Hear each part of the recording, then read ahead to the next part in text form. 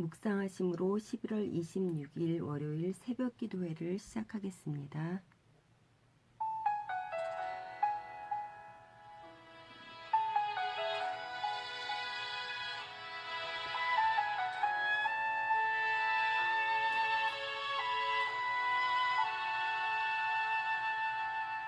이 세상을 살아가는 동안에 나의 힘을 의지할 수 없으니 기도하고 낙심하지 말 것은 주께서 참 소망이 되심이라. 하나님의 꿈이 나의 비전이 되고 예수님의 성품이 나의 인격이 되고 성령님의 권능이 나의 능력이 되길 원하고 바라고 기도합니다.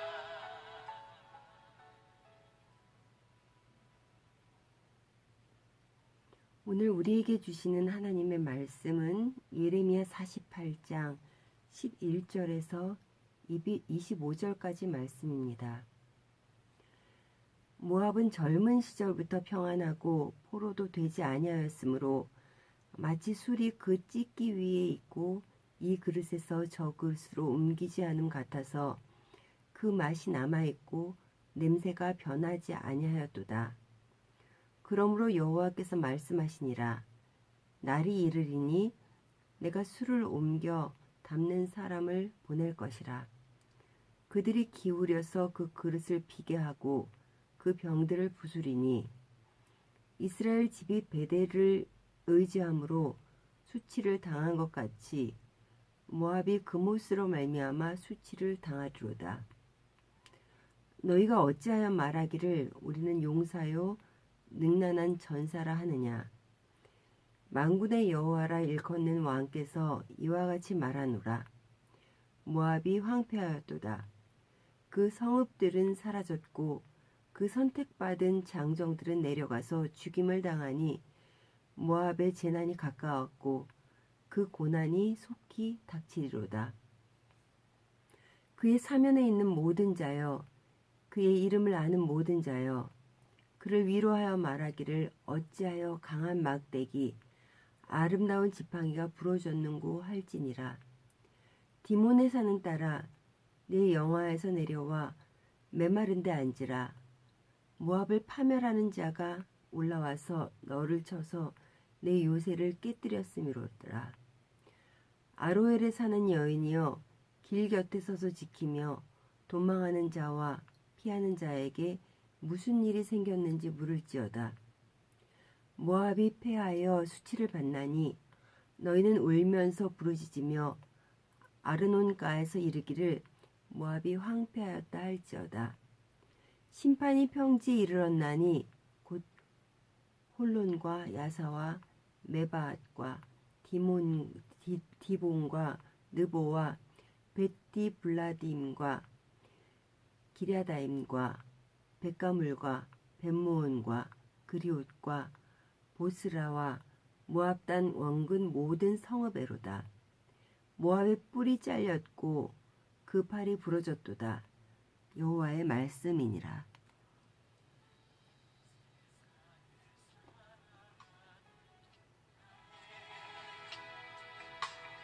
나의 힘을 의지할 수 없으니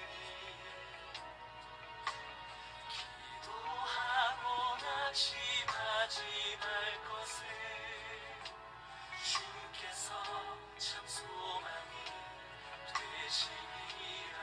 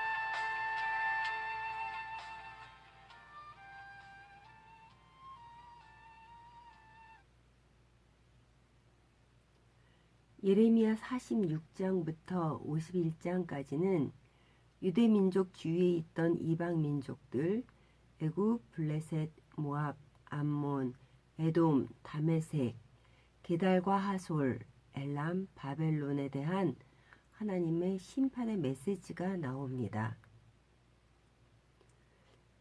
왜 이스라엘뿐만 아니라 이방 민족들의 심판의 메시지까지 성경에 기록되어 있습니까?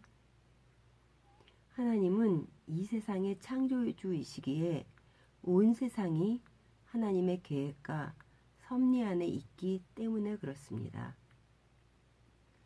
오늘 본문의 모압 족속은 창세기 19장에 보니 롯과 롯의 큰딸 사이에 태어난 모압의 후손들입니다. 소돔에 거하던 아브라함의 조카 롯과 그의 가족은 소돔에 대한 하나님의 심판을 피해 소돔을 떠났지만 롯과 그의 두 딸만 살아남았습니다. 롯의 두 딸은 더 이상 후손을 이어갈 남자가 없음을 알고 아버지 롯으로 인해 아들을 낳았는데 큰 딸이 낳은 아들 모압이 바로 오늘 우리 본문에 등장하는 모압의 선조인 것입니다. 모압 족속 하면 여러분은 어떤 일이 기억되시나요? 모압 족속은 요단강 동편에 살았는데 이스라엘 백성이 애굽에서 탈출해 나올 때에 모압 족속이 살던 모압 땅을 지나가야 했습니다. 그런데 모압 왕이 허락하지 않아서 이스라엘은 모압 땅을 우회하여 광야로 나가기도 했습니다. 이스라엘이 여리고 맞은편 모압 평지에 진쳤을 때 모압 왕 발락은 발람을 매수하여 이스라엘을 저주하게 하려고 한 적도 있었고요. 이스라엘이 시딤에 있을 때에 모압 여인들 때문에 이스라엘 남자들이 음행에 빠져 하나님의 진노를 받게 된 사건도 있었습니다. 모압 족속은 혈통적으로 아브라함의 조카인 롯의 후손이지만 늘 이스라엘 백성에 속하지 못한 이방 민족으로 취급을 당하였고 이스라엘 역사에 있어서 적대적인 정치적, 군사적 관계였습니다.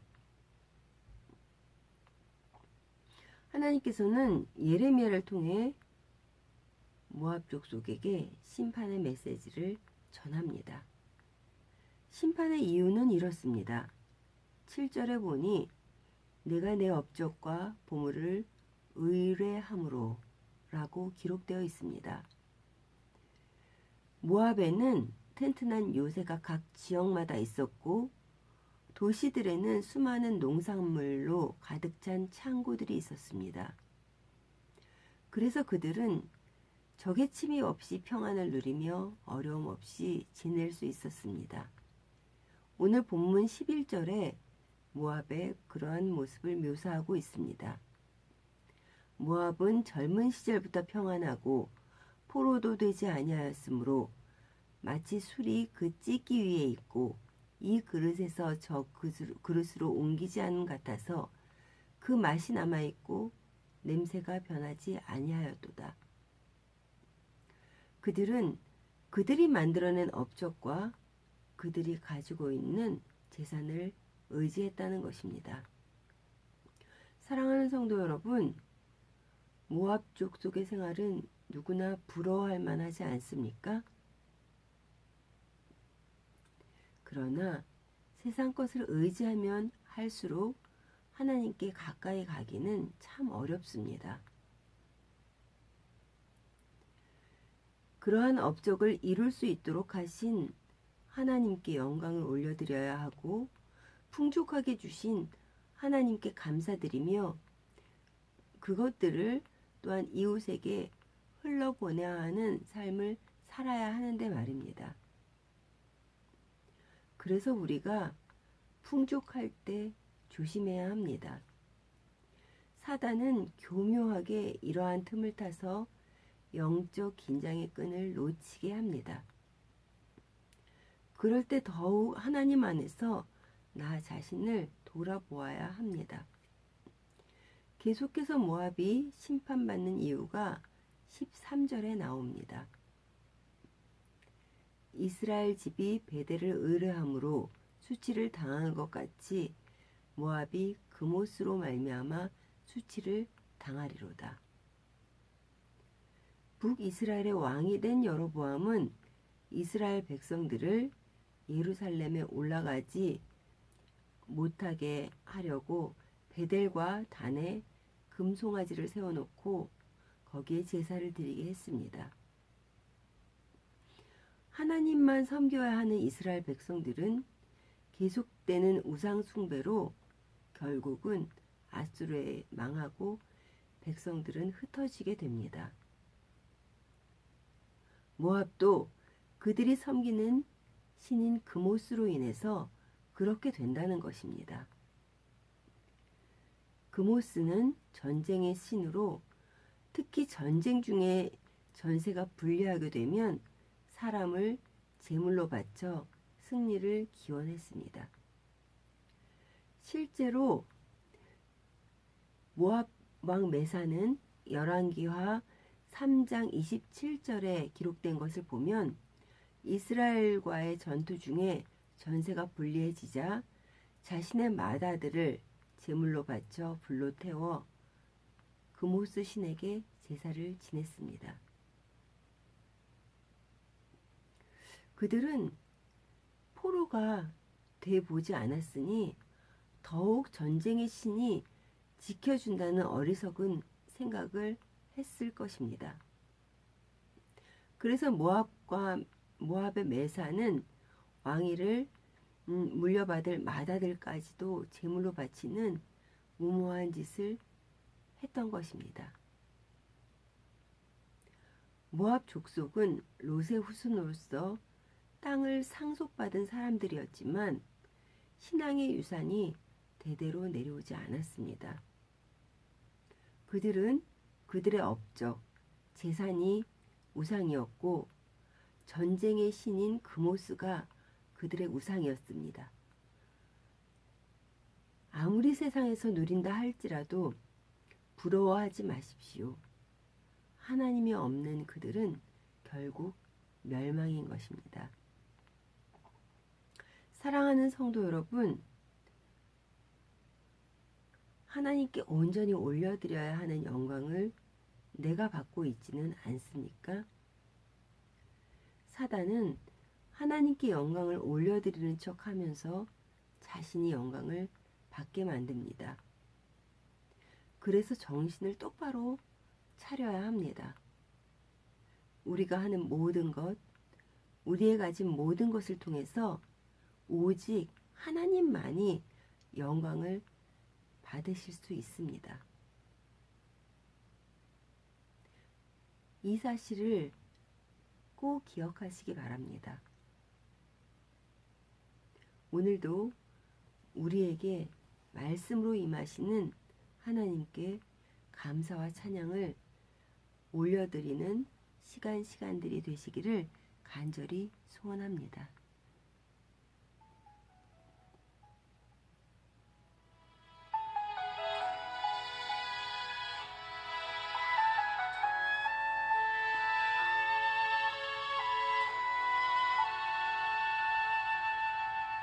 이 세상을 살아가는 동안에 나의 힘을 의지할 수 없으니